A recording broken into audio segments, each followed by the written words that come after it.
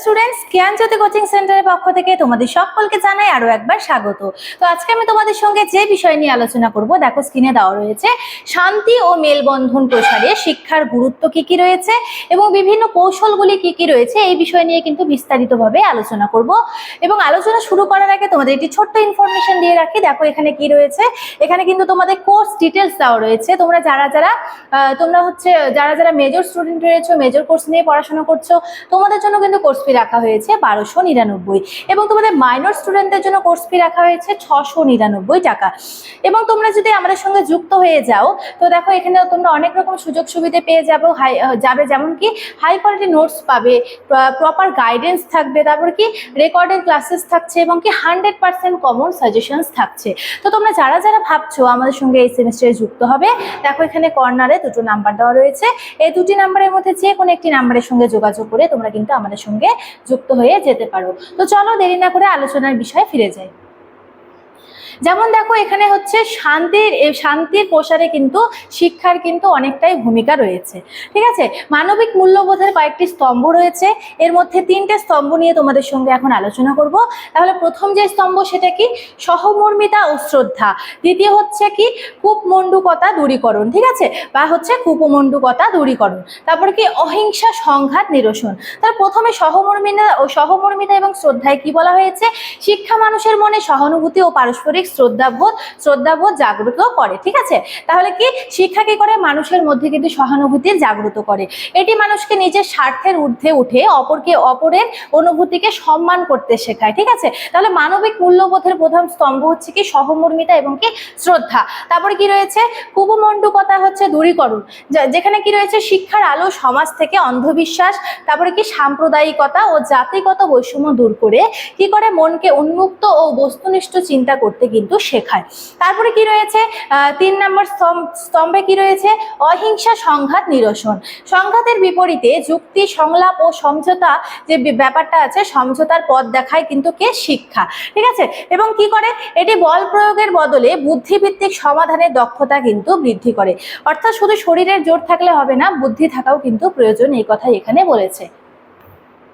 তারপরে কি, বৈচিত্র্য ও সামাজিক সংহতিতে কি কি বিষয় রয়েছে, দেখো বহুত্ববাদী মানসিকতা। এখানে কি বলেছে, শিক্ষা বিভিন্ন সংস্কৃতি, ধর্ম ও ভাষার বৈচিত্র্যকে কি করে, গ্রহণ করে ও সম্মান করতে শেখায়। তারপর দ্বিতীয় কি রয়েছে, সামাজিক সাম্য। এটি সমাজের শ্রেণীগত বৈষম্য কমায় এবং কি করে, কমিয়ে কি করে প্রতিটি মানুষকে সমান মর্যাদা প্রদানে কিন্তু বিশেষভাবে সচেতন করে। তাহলে দেখো শিক্ষা কিন্তু আমাদের অনেকভাবে সাহায্য করছে শান্তির প্রসারে। তারপরে কি রয়েছে, দায়িত্বশীল নাগরিকত্ব। নিজ অধিকারের পাশাপাশি অপরের যে অধিকার থাকে একটা প্রত্যেকটা মানুষের, সেই অধিকার রক্ষায় কিন্তু নাগরিককে দায়িত্বশীল করে তোলে কে, শিক্ষা। মানুষের মধ্যে যদি সঠিক পরিমাণে শিক্ষা থাকে তাহলে কিন্তু সে একমাত্র মানুষ হতে পারবে এবং তার অধিকার সম্পর্কে জানতে পারবে। তারপরে কি রয়েছে, দেখো ইতিবাচক পরিবেশ গঠন। বিভিন্ন আন্তর্জাতিক গবেষণায় দেখা গেছে যে সকল শিক্ষা প্রতিষ্ঠানে শান্তি ও নীতি শিক্ষা অর্থাৎ পিস এডুকেশন যাকে বলা হয়, এই পদ্ধতিগতভাবে শেখানো হয়, সেখানে কিন্তু শিক্ষার্থীদের মধ্যে পারস্পরিক যে দ্বন্দ্ব, হিংসা, ঠিক আছে, আচরণ প্রায় কিন্তু 70% পর্যন্ত কিন্তু হ্রাস পায়। তাহলে এই নীতিটা কিন্তু অনুসরণ করা কিন্তু অনেকটাই ভালো। কোন নীতি, শান্তি শিক্ষার নীতি। ঠিক আছে, এটি প্রমাণ করে যে শিক্ষালয়ে পরিকল্পিত সহনশীলতার চর্চা একটি শান্তিপূর্ণ সমাজ গঠনে সরাসরি ভূমিকা রাখে। ঠিক আছে, এই বিষয়টা হয়ে গেল। তারপরে কি রয়েছে, দেখো এখানে মেলবন্ধন প্রসারে কার্যকরী কৌশলগুলি তোমাদের সঙ্গে আলোচনা করব। কি বলেছে এখানে, পাঠ্যক্রম, সহপাঠক্রমিক কার্যক্রম এবং প্রাতিষ্ঠানিক স্তরে গ্রহণের উপযোগী বিভিন্ন কৌশল সমূহ রয়েছে। তাহলে সেই সব কৌশল সমূহ কি কি বিষয়ে আমরা দেখতে পাচ্ছি। প্রথমে যে বিষয়টি রয়েছে সেটা হচ্ছে সেই কৌশলটি হচ্ছে কি শান্তি শিক্ষার অন্তর্ভুক্তি। অর্থাৎ কি প্রাথমিক ও মাধ্যমিক স্তরের পাঠ্যসূচিতে অহিংসা, মানবাধিকারের মর্যাদা, তারপরে কি বিশ্ব নাগরিকত্বের যে মূল নীতিগুলি থাকে সেই মূল নীতিগুলি বিষয়ে স্বতন্ত্র অধ্যায় যুক্ত করা কিন্তু বিশেষভাবে প্রয়োজন বলা হয়েছে। তারপর দেখি পাঠ্যক্রম ভিত্তিক আরো একটি কৌশল রয়েছে, ইতিহাস ও সাহিত্যের সঠিক গঠন। অর্থাৎ কি ইতিহাসের পাঠ্যপুস্তকে কেবল যুদ্ধ বা জয়ের কাহিনী না তুলে ধরে সাংস্কৃতিক আদান প্রদান, সামাজিক মেলবন্ধন এবং কি শান্তির দূতদের অবদানকে কিন্তু প্রাধান্য দেওয়া উচিত বিশেষ করে। ঠিক আছে, এরপরে কি সহপাঠক্রমিক কার্যক্রমে কি কি ভূমিকা রয়েছে সেই বিষয়ে কিন্তু এখন আলোচনা করছি। এবং প্রথমে যেটা রয়েছে সেটা হচ্ছে কি সাংস্কৃতিক বিনিময়। বিভিন্ন সম্প্রদায়ের উৎসব ও সাংস্কৃতিক অনুষ্ঠান যৌথভাবে পালনের মাধ্যমে কি হয়, কিন্তু মেলবন্ধনের সৃষ্টি হয়।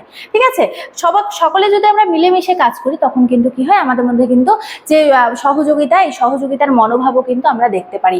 তারপরে কি দলগত খেলাধুলা। দলগত খেলাধুলার মাধ্যমে কি হয়, সহমর্মিতা, শৃঙ্খলা ও একে অপরের প্রতি পারস্পরিক যে একটি নির্ভরতা, সেই নির্ভরতা বৃদ্ধি পায়, শ্রদ্ধা বৃদ্ধি পায়। ঠিক আছে, তারপরে কি রয়েছে সমাজ সেবামূলক কাজ, যেমন কি কাউন্টিং বা স্বেচ্ছাসেবী কাজের মাধ্যমে শিক্ষার্থীদের মধ্যে কি মানবিক সেবার মানসিকতা কিন্তু বিশেষভাবে তৈরি হয়। তাহলে কি দেখো, এই যে কার্যক্রমের যে ভূমিকা, সহপাঠ্যক্রমিক কার্যক্রমের ভূমিকা, কি কি ভূমিকা রয়েছে এখানে কিন্তু তোমাদের সঙ্গে আলোচনা করলাম। তারপরে যে বিষয়টি রয়েছে সেটা হচ্ছে প্রাতিষ্ঠানিক ও সামাজিক পরিবেশ। কি বলেছে এখানে দেখো, প্রথমেই বলেছে যে বিষয়টি সেটা হচ্ছে অন্তর্ভুক্তিমূলক শ্রেণীকক্ষ।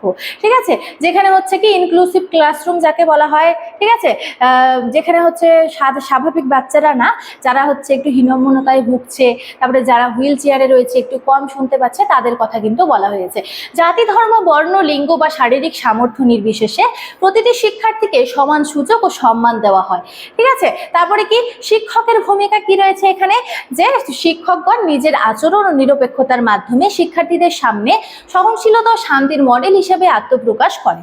তারপরে কি রয়েছে ডিজিটাল ও মিডিয়া সাক্ষরতার বিষয়ে যদি বলতে যাই, তাহলে কি আছে, সামাজিক যোগাযোগের মাধ্যমে ছড়িয়ে পড়া গুজব বা ঘৃণা ছড়ানো বক্তব্যের বিরুদ্ধে শিক্ষার্থীদের সচেতন করা। তাহলে কি প্রাতিষ্ঠানিক ও সামাজিক পরিবেশে কিন্তু এগুলির গুরুত্ব আমরা দেখতে পাচ্ছি। শিক্ষার মাধ্যমে কিন্তু এই সমস্ত কুসংস্কার কিন্তু দূর করা সম্ভব। তারপর কি রয়েছে শান্তিপূর্ণ সমাজ গঠনের জন্য 4টি স্তম্ভের কথা এখানে দেওয়া রয়েছে। কি কি স্তম্ভ রয়েছে, প্রথমে যে বিষয়টি রয়েছে সেটা হচ্ছে মূল্যবোধ রোপণ, অর্থাৎ কি প্রাথমিক স্তরে নীতি শিক্ষা ও সহমর্মিতার বিকাশ। তারপরে কি রয়েছে সচেতনতা বৃদ্ধি, মাধ্যমিক স্তরে সমালোচনামূলক ও কি নিরপেক্ষ চিন্তা। তারপরে কি রয়েছে 3 নম্বর প্রয়োগ ও সেবা, উচ্চতর স্তরে সমাজসেবা ও নেটওয়ার্কিং। তারপরে কি রয়েছে 4 নম্বর স্থায়ী শান্তির কথা বলেছে, একটি সহনশীল সংহতিপূর্ণ ও সুন্দর সমাজ গঠনের কথা কিন্তু বলেছে। তাহলে কি শান্তিপূর্ণ সমাজ গঠনের ক্ষেত্রে কিন্তু মূল্যবোধ রোপণ, সচেতনতা বৃদ্ধি, প্রয়োগ ও সেবা, তারপরে কি রয়েছে স্থায়ী শান্তি কিন্তু অত্যন্ত জরুরি বিষয়। তো আজকে যে আমার আলোচনার বিষয় ছিল এটা কিন্তু এতটুকুনি রাখছে। ভিডিওটি আমি এখানেই শেষ করছি। দেখা হচ্ছে তোমাদের সঙ্গে পরবর্তী ভিডিওতে। ততক্ষণ তোমরা সকলেই ভালো থাকো, সুস্থ থাকো। Thank you.